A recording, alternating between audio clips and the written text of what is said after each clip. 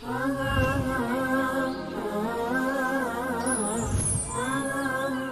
یہ بتائیے کہ آپ نے شادی کب کی، کہاں شادی کی، کتنے بچے ہیں، اور جو ہماری بہن ہے، جو ہماری بھابھی ہے، وہ ایک تو آپ نے بتایا مدرسے کا، تو کہاں کہاں آپ کا وہ ساتھ دیتی ہیں، کہاں کہاں مشکلات پیدا ہوتی ہیں؟ جی میری شادی 2007 میں ہوئی تھی. اس وقت دورہ حدیث میں کر رہا تھا، اور آخر تقریباً امتحان 1.5-2 مہینے رہ گئے تھے امتحان کے.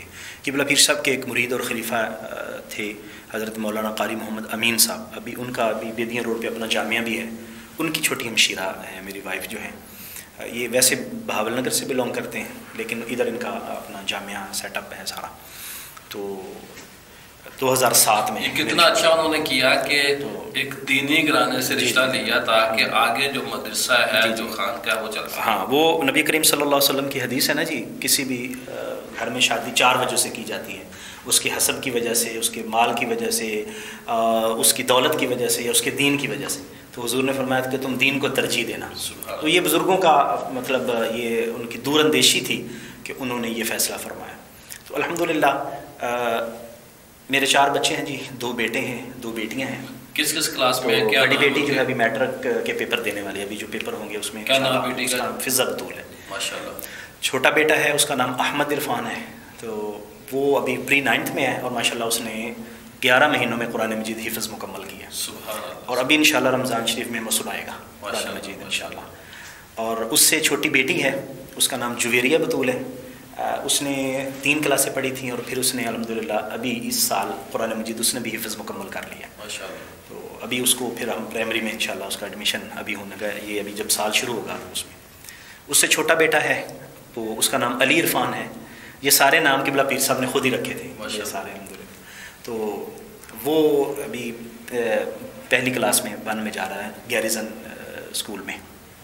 بچوں کے بارے میں کیا آپ نے سوچا، پلاننگ کی آپ نے؟ جو میرا ذاتی پروگرام یہی ہے کہ ان کو میں کوشش کروں گا کہ ان کو دین کی طرف لگاؤں، اور ان کے دونوں تعلیمیں ان کے پاس ہوں، اور پھر وہ ایک دین کے اچھے نمائندہ بن کے جو ہے وہ معاشرے میں خدمات سر انجام دے سکیں. اور اسلام کو جس طرح ضرورت ہے ایسے ذہن کی جو جدید طور پر بھی آگاہی رکھتا ہو، اور ہمارے جو قدیمی علوم ہیں ان سے بھی واقفیت رکھتا ہو. یہ جدید و قدیم کو وہ اکٹھا کر کے ایک امتزاج کی صورت میں پھر آگے چلیں، تاکہ معاشرے کے ایک کارآمد فرد بن سکیں. اس وقت ٹوٹل کتنے مریدین تھے؟ کوئی تعداد تو بہت بڑی ہے، لیکن کوئی اگر آپ جی تعداد کی بھی ان کا جو ہے نا وہ اس طرح نہیں، اس کو مطلب شمار میں نہیں ہے، یعنی کسی جگہ پر ہم نے گنی ہوئی نہیں ہے، رجسٹر نہیں ہے. آپ کا 2 طرح سے فیض تھا. ایک تو سلسلہ سیفیہ کے حوالے سے آپ کی بہت ساری خدمات ہیں، اور طریقت کے حوالے سے بہت ساری خدمات ہیں. دوسرا روحانی علم جو ہے وہ اللہ تعالیٰ نے آپ کو بہت عطا فرمایا تھا. تعویذات اور اصلاح، بہت سارے لوگ ہفتہ اور اتوار 2 دن آپ نے مختص کیے ہوئے تھے لوگوں کے لیے. لوگ آتے تھے تعویذات کے لیے اور دم وغیرہ کروانے کے لیے. تو وہ ماشاءاللہ وہ اب بے لوث ان کی خدمت کرتے تھے. اور میں آپ کو عرض کروں کہ میں نے بہت سارے لوگوں کو دیکھا ہے کہ وہ تعویذات کو درمیان میں لا کر اپنے فوائد حاصل کرتے ہیں، لیکن وہ جو ان کی خدمت ہوتی تھی وہ ساری کی ساری خدمت جامعہ کے لیے ہوتی تھی. جو خدمت بھی لوگ کرتے تھے وہ جامعہ میں. اور ایک ان کے پاس غلہ پڑا ہوتا تھا، اور اس کی چابی اس کی میرے پاس ہوتی تھی، اور آج بھی اس کی چابی میرے پاس ہے. تو جو لوگ بھی دم کے لیے آتے ان کو کوئی مطلب سختی نہیں ہوتی تھی یا ڈیمانڈ نہیں ہوتی تھی. جو بھی اس غلے میں ڈال دیتے. مہینے کے بعد جب ہمیں ضرورت پڑتی، بل آئے جی بجلی کے، گیس کے، اور کریانے کا بل دینا وغیرہ وغیرہ، اساتذہ کی تنخواہیں دینی ہیں، تو ہم وہ غلہ کھولتے تھے. تو الحمدللہ ہماری کافی ضرورت پوری ہو چکی ہوتی تھی. تو یہ ان کی جو ہے نا وہ کتنا خرچہ ٹوٹل 1 مہینے کا ادارے کا؟ تقریباً 1 مہینے کا اس وقت کوئی 4 سے 4.25 کے درمیان جو ہے وہ ہمارا ہوتا ہے.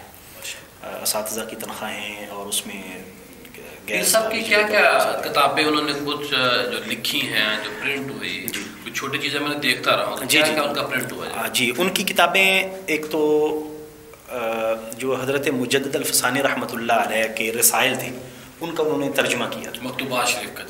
نہیں، ان کے رسائل کا. ٹھیک ہے. وہ حضرت صاحب نے، بڑے حضرت صاحب نے، حضرت پیر سیف الرحمن رحمۃ اللہ علیہ، آپ نے حکم دیا تھا کہ ان رسائل کا ترجمہ کیا جائے. تو وہ پھر انہوں نے رسائل کا ترجمہ کیا. اثبات النبوت، مبدأ و معاد، اس کے بعد اس میں ٹوٹل کتنی آئی تھی؟ یہ تقریباً 6 رسائل ہیں. ایک جو انہوں نے اپنا زندگی کے اندر اس کا ترجمہ کر دیا تھا مکاشفات عینیہ، تو وہ ابھی میں اس پر کام کر رہا ہوں، اس کی تخریج اور اس کی تصحیح. آپ نے ایم فل کس پہ کیا؟ میرا ایم فل کا جو ٹاپک تھا وہ فقہ حنفی میں حالات و زمانہ کی رعایت پر تھا. فقہ کے ساتھ میرا شروع سے تو آپ کے نگران کون تھے؟ جو میرا ایم فل کا تھیسس تھا اس میں میرے نگران ڈاکٹر سعید احمد سعیدی صاحب تھے. کتنا عرصہ لگا آپ کو اس پہ؟ میرا جو سیشن ہے 2014-2016 ہے ایم فل کا. ٹھیک. پھر 2017 میں میرا پی ایچ ڈی کا ایڈمیشن ہے. اس کا کیا موضوع تو تھا؟ اس میں بھی میرا فقہ کا ہی موضوع تھا، حالات و زمانہ کی رعایت سے متعلق قواعد فقہیہ اور عصری مسائل میں ان کا. اس کے نگران کون تھے؟ اس کے نگران میرے ڈاکٹر طاہر مسعود قاضی صاحب تھے. صحیح. اور یہ الحمدللہ یہ پچھلے سال اس کی ڈگری مجھے الحمدللہ مل گئی اور وہ مکمل ہو گئے. تو یہ جو دونوں ایم فل کا اور پی ایچ ڈی کا کتنے صفحات بن جاتے ہیں تقریباً؟ یہ تقریباً جو ایم فل کا مقالہ تھا وہ تقریباً 250 صفحات ہیں، وہ مقالے کا پورا پیج جو ہوتا ہے، اور یہ تقریباً 450 صفحات کا ہے جو میرا پی ایچ ڈی کا تھیسس ہے. وہ انشاءاللہ اس کا پروگرام ہے، آگے اس پر ہم کام کر کے